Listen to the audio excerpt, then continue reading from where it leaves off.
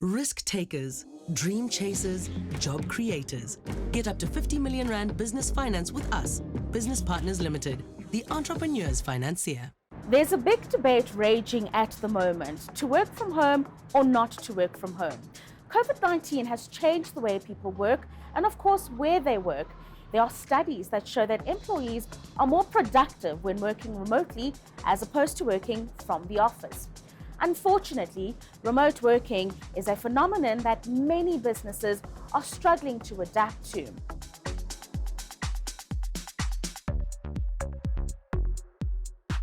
This work from home phenomenon really gained momentum during the peak of the COVID-19 pandemic. Things are starting to normalize now, but have you found that the trend has continued?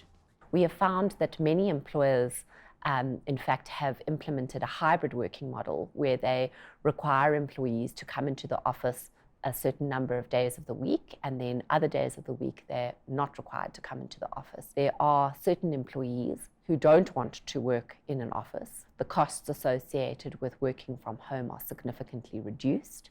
The time that it takes to get into the office means that's time spent away from, for example, from their families, which also means that the working from home model gives them a lot more flexibility. And those are the pros that you've just described for an employee when it comes to working from home.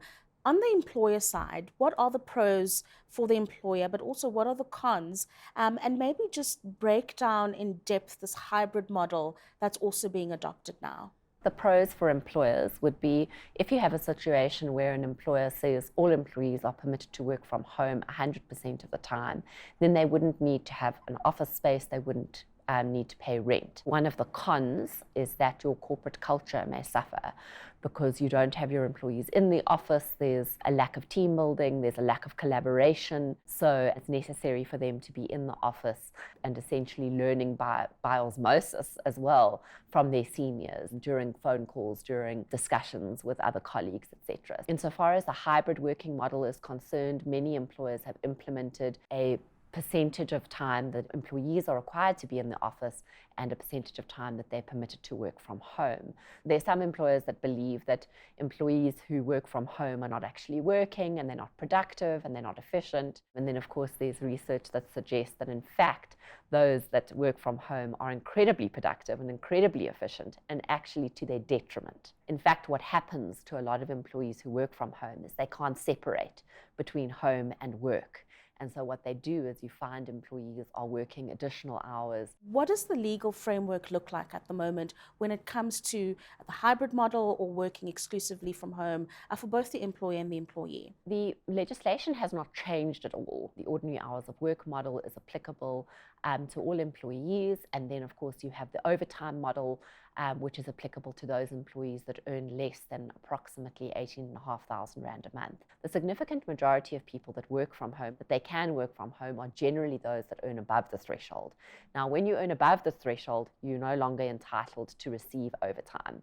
So in those circumstances, you would, as an employer, see it as your responsibility to ensure that your employees don't work significantly in addition to their ordinary hours of work. The future of work, what does that look like? And is South Africa ready for that shift? It's quite interesting that we have this specific problem with load shedding, because you have a number of employees that in fact haven't been able to create a situation where they are able to work from home, and the employer evidently may not be willing to take on the cost of ensuring that an employee has a stable office environment at home to work from. So there may be circumstances under which an employer may require employees to come to work in the event that they don't have the setup required at home in order to deal with the impacts of load shedding. But I think that what we've got at the moment is we've got a situation where a lot of employers, in order to retain talent, if they've got a competitor who provides for a flexible working model and or an allowance in relation to circumstances where there is load shedding, then you're going to have a difficulty retaining that employee in those circumstances.